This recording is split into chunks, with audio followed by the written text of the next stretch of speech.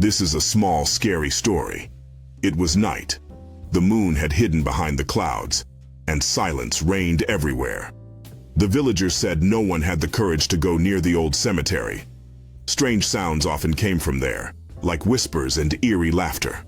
One night, a young man named Ahmed decided he wouldn't believe in these tales and would discover the truth by going to the graveyard.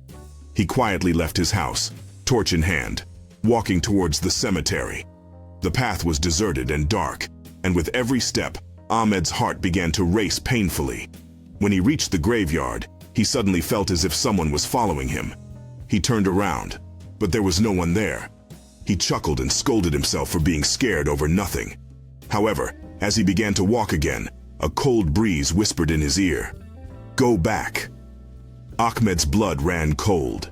He shone the torch towards the graveyard and saw a shadow moving slowly toward him. As the shadow approached, Ahmed felt it was emerging from the ground. There were no eyes on its face, only a hollow, dark void. Ahmed screamed and began to run back at full speed. But the faster he ran, the closer the shadow seemed to follow. When he neared his village, the shadow suddenly vanished. In the morning, the villagers found Ahmed unconscious in the street, with a broken torch in his hand and fear etched on his face. Ahmed could never speak of that night again. But people say that the shadow still wanders the graveyard, waiting for its next victim. As the sun rose, the villagers gathered around Ahmed, their faces filled with concern and curiosity. They whispered among themselves, speculating on what could have happened to him. Meanwhile, in the graveyard, the shadow lingered silently among the gravestones, a dark figure wrapped in mist, its form flickering between visibility and disappearance. Whispers of Ahmed's experience spread like wildfire through the village, each retelling more exaggerated than the last, fueling fear and fascination. Days turned into weeks, but Ahmed remained silent, haunted by that chilling encounter. Each night, he would hear whispers echoing in his mind, urging him to return to the cemetery, to confront whatever waited there.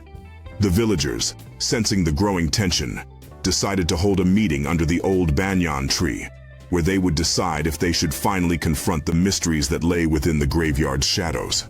But little did they know, something ancient and malevolent stirred beneath the earth, waiting for the right moment to emerge once again. Under the sprawling branches of the old banyan tree, the villagers gathered, their faces etched with anxiety as they debated their next steps. The air was thick with unease as whispers filled the space, recounting Ahmed's harrowing tale. Suddenly, a distant rumble of thunder echoed through the skies, darkening the horizon and casting ominous shadows over the graveyard. The mist began to thicken, swirling like a living entity, as if it were responding to the villagers' growing fears. Just then, a voice from the crowd broke through the chatter. An elderly woman, wise and weathered, stepped forward with a solemn expression. She warned them of an ancient curse that plagued the cemetery, a curse that awakened every time someone dared to enter. Her words sent shivers down their spines, igniting a mixture of fear and curiosity within them. Despite the warnings, a group of brave villagers decided they would venture into the graveyard at nightfall, armed with torches and incantations to confront the darkness. As night fell, they gathered at the edge of the cemetery, hearts pounding, each aware that they were about to uncover secrets best left buried. At the ominous entrance of the graveyard, the villagers stood firm, their torches illuminating their faces with flickering flames, revealing a blend of fear and determination.